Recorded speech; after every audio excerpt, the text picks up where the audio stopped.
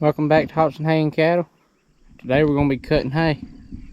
As y'all can see here, I got the Massey Ferguson 4707, and as y'all can tell, I took the loader off of it.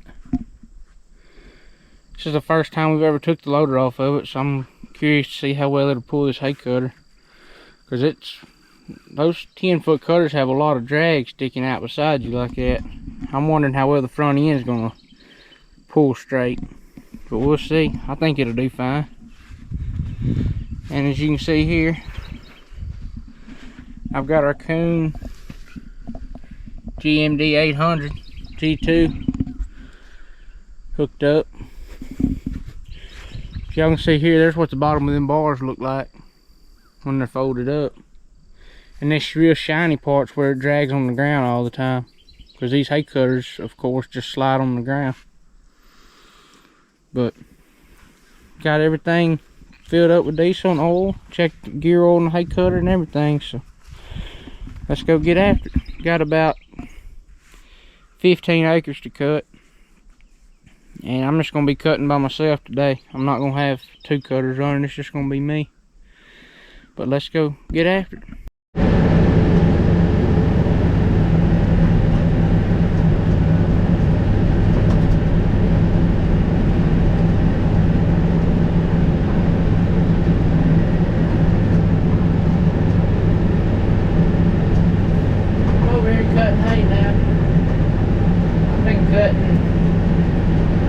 About 2 hours, a little over 2 hours extra. This field here is 8 acres, but it's got terraces in it, which I'm sure if any of y'all that's cut hay before, y'all know what terraces are. Basically what it is big, I guess you'd say, like a mound of dirt that they build, like on the hunting club roads and stuff. They build them a lot to keep the road from washing out. Well, this field's got them in it to keep the field from washing out. It's got a pretty good little hill in it. We've been cutting this field for probably 5 years now. It's always had these terraces in it.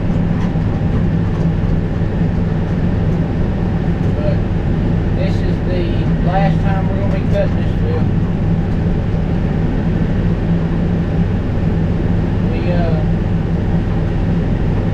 The guy that owns this place, we've been leasing it from him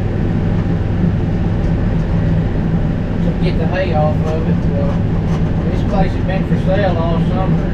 It's sold. And we've able to cut this field this week. We'd be able to get the last cutting off of it, so that's why I'm cutting it.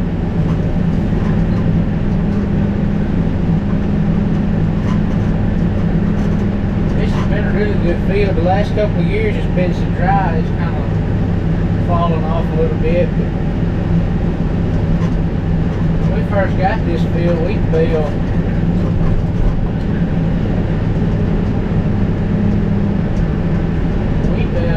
50 to 60 every time on this 8 acres.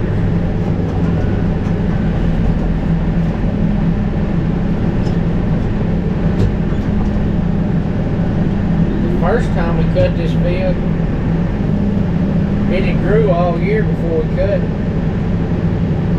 We didn't end up getting it till the end of hay season, but it grew all year. We've been like 89 on this 8 acres.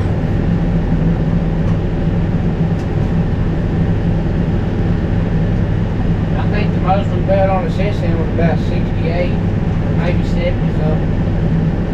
But used to we bale 50 to 60 2 or 3 times a year on it. With the drought the last couple of years, it's been doing anywhere from the year before last, it's done like, I think we may have baled 30 on it. Seems like we baled about 30 every cut on it. Anywhere from 25 to 30. Last year was really, really dry. Seemed like we baled 7 or 8 on it the first cut, and then the second cut we built, I don't even remember what we built the second cut on it. We built like 200 and something square bales on it last time. But this year, the first cut it done 18, I think. The second one it done 23 and 50 square bales. And I figured there'll be about 20, 25, maybe 30 on it this time.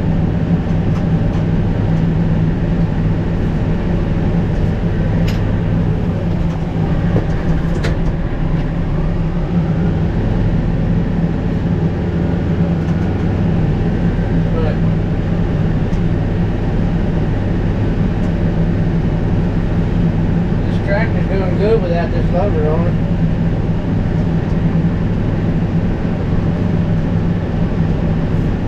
It ain't having no trouble keeping that cutter straight. Even on side of these terraces, like on the downhill side of these terraces, it's really steep. And even on the side of them, this cutter's not dragging it downhill any.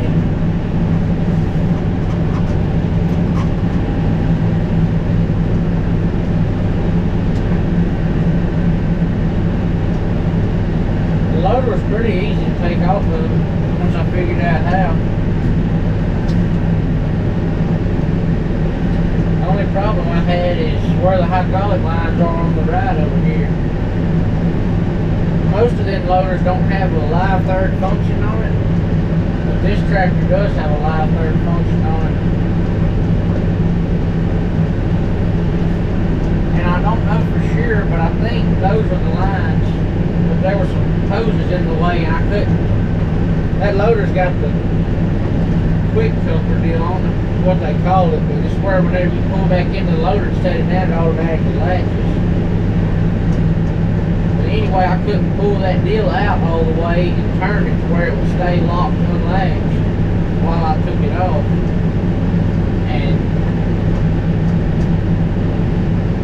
I ended up having to take a little clamp loose down there to get the hoses pulled back enough I could get that to unlatch. And then when I got backed out of the loader, got the loader off, I just put that deal back on. So I don't know what to do about that. I can see where you can leave that little clamp off. The only thing I might be worried about would be the hydraulic hoses might get against the exhaust.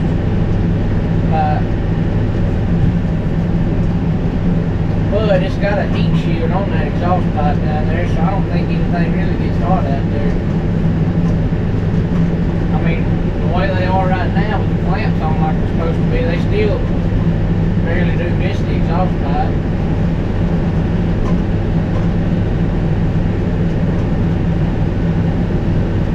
I don't know though.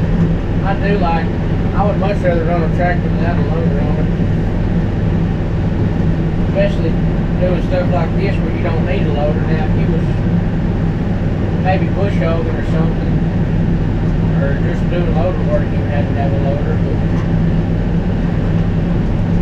But what I do like about a loader and bush hogging is you can put the bucket on it. And when you're bush hogging, you can let that bucket down kind of low to the ground. If you're into any deep weeds or anything, or little bushes that if you had that bucket on there, you could let it down low to the ground.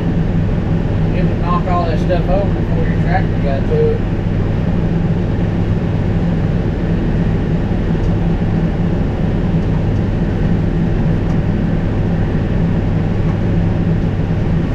This is the third cut this year. We started our third round last week. Our second cutting was a little bit later than normal. So it's going to make our third cutting not as good as it normally is. Alright, I just got to the last field, as you can see here. It's not It's not the greatest in the world. We're planning on square baling it anyway, so it'll be good for square bales. Because most square balers don't like really thick hay, so this hay will bale good with square balers, so that'll be good. Still, here's about 6 or 7 acres. Put the tarp over here.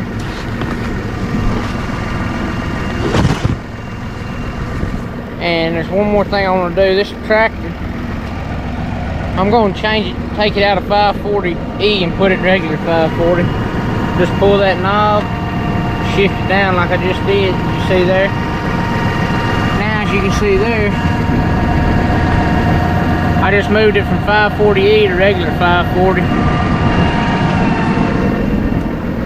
And this tractor pull this cutter fine in this field in 540E.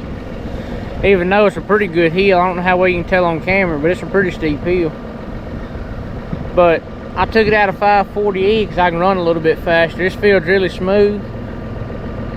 And with it in 540E, I can only run about 5.3. Because the next gear higher runs like 7.5. Well, that's too fast. But if I put it in regular 540, I can run about 6.5. And that's just right for this field. So that's why I took it out of 540E. So we'll get back in here and get after it.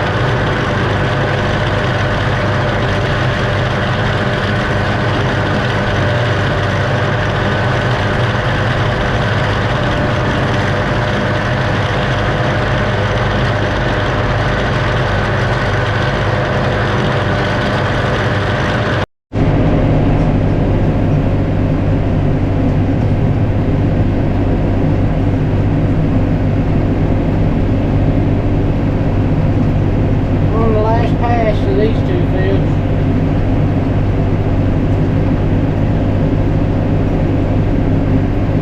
I cut about 15 acres.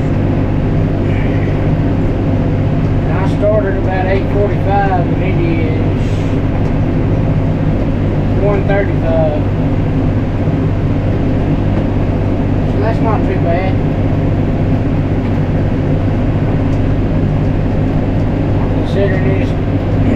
Considering it's two fields and one field's got a bunch of terraces in it.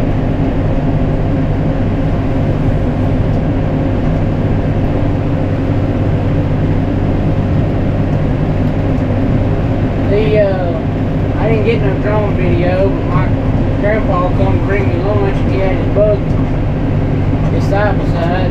So he started cutting while I eat lunch, and then I jumped on his side by side and run around with the camera trying to get a little bit of video of him cutting. Just a little bit different view than y'all normally get. My drone sort of crashed. I took off with it a while ago and it just takes off flying backwards and won't let me do nothing to it. And then it makes a circle and comes back and lands in the ground. And messed up one of the propellers on it, which I can fix it, but I didn't get no drone video, but I still run around on the buggy and got a little bit different video than y'all used to. So. But that's gonna be all for this video. The tractor done really good without the loader on it. I was afraid the front end would want to pull around sometime. I did notice when I would turn to the left every once in a while, when it had to swing that hay cutter, it would kind of want to pull the front end a little bit, but it's really that way with all of our tractors except for that big one. But thank y'all for watching. Please like, comment, subscribe. We'll catch y'all in the next video.